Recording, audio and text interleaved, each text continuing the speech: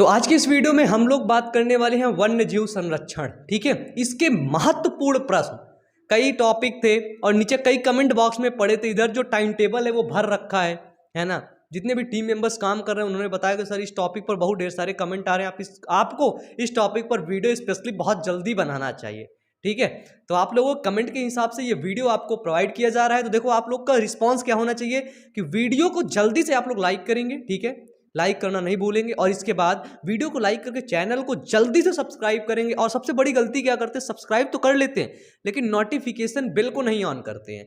तो सब्सक्राइब करने के बाद नोटिफिकेशन बेल को ऑन कर लीजिए। ठीक है, जिसके कारण से जब हम वीडियो अपलोड करते हैं तो उनकी नोटिफिकेशन आप लोग को मिल जाए। ठीक है, आपको इतना करना है। इसके बाद चलिए अब हम लोग शुरू करते हैं शानदार तरीके से, यानी शानदार चैप्टर को शानदार तरीके से हम लोग इसको खत्म करते हैं।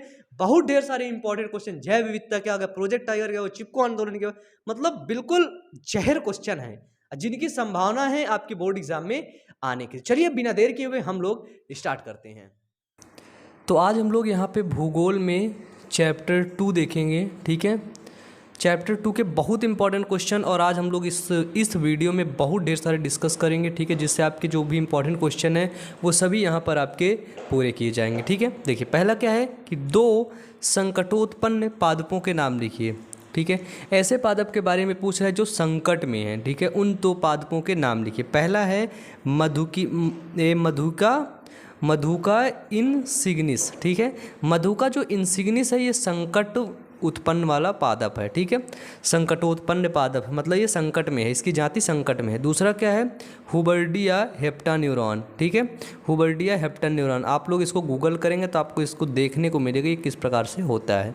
ठीक है, सेकंड क्वेश्चन आइए कि भारत में कुल भौगोलिक क्षेत्र का कितना प्रतिशत हिस्सा वन आवरण के अंतर्गत आता है ना। भारत का जितना भी भारत का क्षेत्रफल है, भौगोलिक क्षेत्रफल है, ठीक है, उसका कितना प्रतिशत हिस्सा वन यानी कि फॉरेस्ट के अंदर आता है। ठीक है, तो वो आता है 22.39%। ठीक है, इस समय मतलब 24.4% के लगभग माना जाता है। ठीक है, वो 24.39%। ठीक है, इतना जो क्षेत्र है वो कहाँ आता है, वो वन के अंदर आता है। ठीक है, लेकिन वन की लगातार कटाई वटाई ये सब चालू है। क्लियर है। तीसरा क्वेश्चन क्या है, ये डाटा आपको याद रखना है। ठीक है, ये डाटा क्या करना है, ये डाटा आपको याद रखना है। तीसरा क्वेश्चन है IUCN का पूर्ण विस्तार बताइए। ठीक है, जो IUCN है international union conservation of natural resources है ना, इसका आपको पूर्ण विस्तार बताना है, फुल फॉर्म बताना है। अंतर्राष्ट्रीय प्राकृतिक संरक्षण और प्राकृतिक संसाधन संरक्षण संघ। ठीक है, international union conservation of natural resources. ठीक है, चलिए आगे देखते हैं। अगला क्वेश्चन है कि IUCN का पूर्ण विस्तार बताइए, इसको देख ही लिया हमने। फिर आया कि संकटग्रस्त जातियों से क्या अभिप्राय है ना। संकटग्रस्त जातियों से आपका क्या अभिप्राय है, तो देखो संकटग्रस्त ऐसी जाति होती है जो विलुप्त होने के कगार में होती है ना, यानी कि अगर उनको बचाया नहीं जाएगा तो वो विलुप्त हो जाएंगे, वो देखने तक को नहीं मिलेंगे। ठीक है, तो देखो संकटग्रस्त जातियों से अभिप्राय उन जातियों से है जिनके विलुप्त होने का खतरा है। क्या है कि जिनके विलुप्त होने का खतरा है। उदाहरणार्थ काला हिरण, जो काला हिरण है इसके विलुप्त होने का खतरा है। भारतीय जंगली गधा, ठीक है, इसका भी विलुप्त होने का खतरा है। शंघाई हिरण, ठीक है, जो मणिपुर में होता है, ठीक है, मणिपुर में पाया जाता है। ठीक है, तो इसका भी विलुप्त होने का खतरा में। लेकिन यानी कि ये समझ लो जो जाति विलुप्त के कगार में होती है ना उसको रेड डाटा बुक के अंदर चढ़ा दिया जाता है। ठीक है, किसके अंदर, रेड डाटा बुक के अंदर, लाल किताब के अंदर।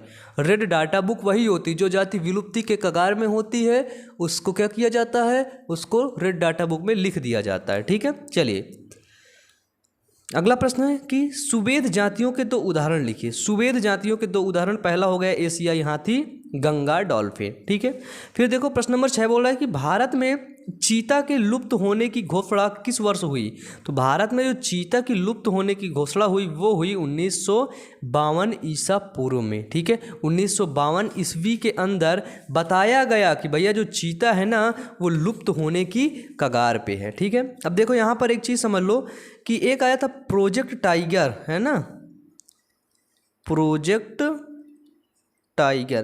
प्रोजेक्ट टाइगर कब आया, ठीक है। तो प्रोजेक्ट टाइगर की शुरुआत हुई 1973 के अंदर प्रोजेक्ट टाइगर की शुरुआत हुई है ना, यानी कि इसको टाइगर को बचाने के लिए एक प्रोजेक्ट आया, उसको बोलते प्रोजेक्ट टाइगर 1973 के अंदर, ठीक है।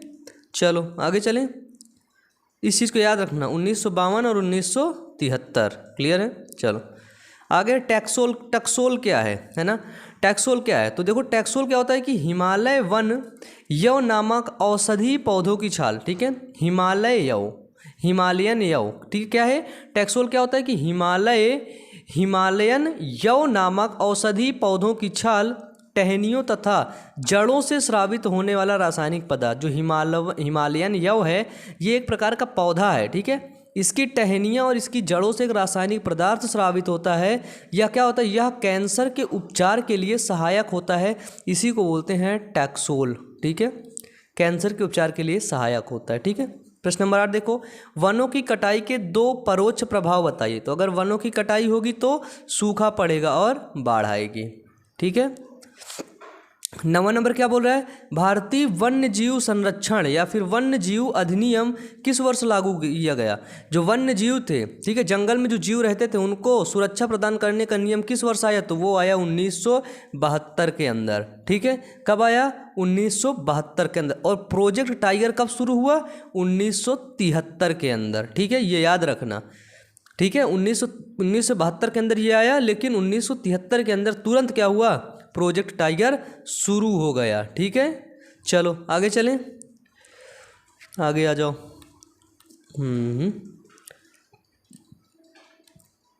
10 नंबर, वर्ष 1973 में शुरू किए गए प्रोजेक्ट टाइगर का संबंध किससे है। तो जो प्रोजेक्ट टाइगर मतलब होता है बाघ, है ना, तो प्रोजेक्ट टाइगर का संबंध किससे है, बाघों के संरक्षण से, है ना, बाघों को सुरक्षा देना, बाघों को बचाव करना, है ना, बाघ को सारी चीज़ें, सारी फैसिलिटी अवेलेबल करवाना, यही होता है प्रोजेक्ट टाइगर, ठीक है। चलिए देखिए, भैरव देव डाक और सेंचुरी कहाँ स्थित है। तो जो भैरव देव और डाक सेंचुरी है वो कहाँ स्थित है, वो राजस्थान के अलवर जिले में स्थित है। कहाँ पे, राजस्थान के अलवर जिले में, ठीक है। प्रश्न नंबर 12 क्या है कि भारत में संयुक्त वन प्रबंधन कार्यक्रम की शुरुआत किस वर्ष की गई है, ठीक है, कि भारत में संयुक्त वन प्रबंधन की शुरुआत किस वर्ष की गई है, वर्ष 1988 के अंदर की गई है, ठीक है। अगर आपसे क्वेश्चन ऐसे पूछ लिया जाता है, वो पूछ लिया जाता है कि सुंदरवन राष्ट्रीय पार्क किस राज्य में स्थित है, ठीक है, सुंदरवन राष्ट्रीय पार्क किस राज्य में स्थित है, तो वो स्थित है पश्चिम बंगाल के अंदर। कहाँ पे स्थित है, पश्चिम बंगाल के अंदर सुंदरवन राष्ट्रीय पार्क स्थित है, क्लियर है। चलो अब देखते हैं आगे, अगले क्वेश्चन है हमारे, ये क्वेश्चन है ना, तो ये लघु उत्तरीय क्वेश्चन है, ठीक है। और लघु उत्तरीय क्वेश्चन कितने नंबर के आते हैं, लघु उत्तरीय क्वेश्चन 3 अंक के आते हैं। कितने अंक के, 3 अंक के। प्रश्न नंबर 1 क्या, राष्ट्रीय उद्यान किसे कहते हैं, है ना, राष्ट्रीय उद्यान किसे कहते हैं। तो देखो, राष्ट्रीय उद्यान यानी कि नेशनल पार्क ऐसे रक्षित क्षेत्रों को कहते हैं, ठीक है, राष्ट्रीय उद्यान ऐसे रक्षित क्षेत्रों को कहते हैं जहां वन्य प्राणियों सहित प्राकृतिक वनस्पति को एक साथ सुरक्षित किया जाता है। राष्ट्रीय उद्यान में क्या किया जाता है, राष्ट्रीय उद्यान में जो वन्य प्राणी हैं, ठीक है, और जो वहाँ की प्राकृतिक वनस्पतियाँ हैं, ठीक है, जो वन्य प्राणी हैं और प्राकृतिक वनस्पतियाँ हैं, इनको एक साथ क्या किया जाता है, इनको एक साथ संरक्षित किया जाता है, वही होता है राष्ट्रीय उद्यान, ठीक है। ऐसे स्थानों की सुरक्षा और प्रबंध की ओर सबसे अधिक ध्यान दिया जाता है, इसमें बहुत कम मानव हस्तक्षेप होता है। इसमें क्या होता है, इसमें बहुत कम मानव हस्तक्षेप होता है, केवल इतना है कि अधिकारी वर्ग आ जा सकें और अपने कार्य की देखभाल कर सकें, ठीक है। पर्यटकों को भी एक नियमित और नियंत्रित संख्या के अंदर उसमें जाने दिया जाता है राष्ट्रीय उद्यान के अंतर्गत, ठीक है। समझ लें, राष्ट्रीय उद्यान के अंतर्गत प्राणी को भी सुरक्षित किया जाता है और प्राकृतिक वनस्पतियों को भी संरक्षित किया जाता है, ठीक है, भूलना नहीं है, पूरा फुल शॉर्ट रिवीजन होने वाला है इस चीज़ का, क्लियर है। चलो, जैव विविधता क्या है, मानव जीवन में इसकी महत्ता का वर्णन कीजिए। 2020 के अंतर्गत पूछा जाएगा। जैव विविधता मतलब जीवों में होने वाली विविधताएं, ठीक है, बायोडाइवर्सिटी है ना, जीवों में जो विविधताएं होती है उसको बोलते हैं जैव विविधता, ठीक है। जैव विविधता क्या है, यह मानव जीवन के लिए क्यों महत्वपूर्ण है। तो देखो, जैव विविधता जीव मंडल में पाए जाने वाले जीवों की विभिन्न जातियों में पाई जाने वाली विविधता है, ठीक है। जैव विविधता क्या है, तो जैव विविधता जीव मंडल के अंदर जो पाए जाने वाले जीव जंतु हैं ना, उनके अंदर जो विभिन्न जातियां पाई जाती हैं वही होती हैं विविधता, ठीक है।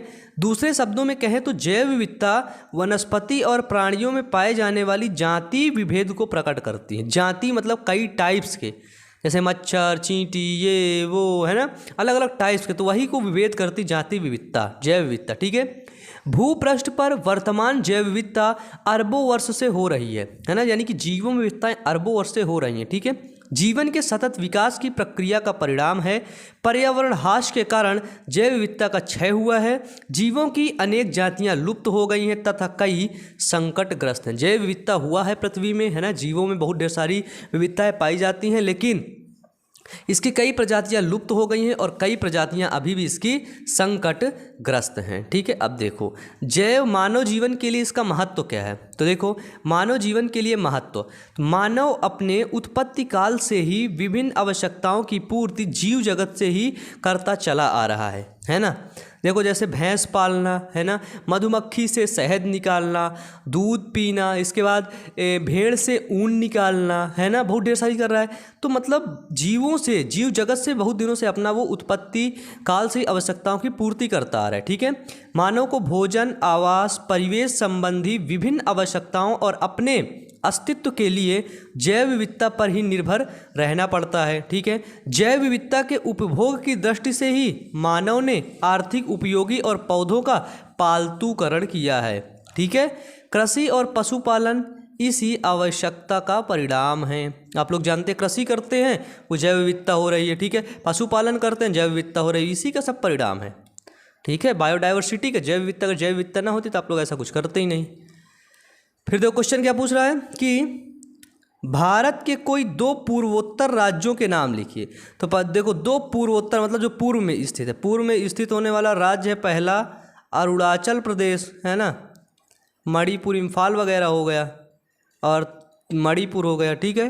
पूर्वोत्तर राज्य लिखिए जिसमें 60% से अधिक वन का आवरण हो। दो कारण बताइए। तो देखो, अरुणाचल प्रदेश के अंदर बहुत ढेर सारा वन है और मणिपुर के अंदर भी, ठीक है। इधर घूमने जाना, इधर जो लड़के देख रहे हैं नीचे कमेंट बॉक्स में कमेंट करके बताएं, ठीक है। अरुणाचल प्रदेश और मणिपुर दो ऐसे पूर्वोत्तर राज्य हैं जहां 60% से अधिक वनों का आवरण है, ठीक है। इसको दो मुख्य निम्नलिखित कारण है, ठीक है। पहला क्या है, इन राज्यों में खूब वर्षा होती है। अरुणाचल प्रदेश और मणिपुर के अंदर क्या होता है, खूब वर्षा होती है, ठीक है, जो वनों के विकास के लिए सहायक सिद्ध होते हैं। जहाँ भैया बारिश होगी वहाँ घास फूस पेड़ पौधे तो उगेंगे ना, बिल्कुल उगेंगे। दूसरा क्या है, इन राज्यों की भूमि पहाड़ी है। ये जो राज्य हैं इनकी जो भूमि है वो पहाड़ी है और ऊंची नीची है। भूमि क्या है, भूमि पहाड़ी है और ऊंची नीची है, जिसके कारण वनों का शोषण आसानी से नहीं हो सकता और वन सुरक्षित रहते हैं, ठीक है। जिसके कारण से क्या होता है, वनों का जो शोषण होता है वो आसानी से नहीं हो सकता है और वन सुरक्षित रहते। पहाड़ी में जाके मतलब कोई पेड़ वेड़ काटना ये सब प्रेफर नहीं करता है ना।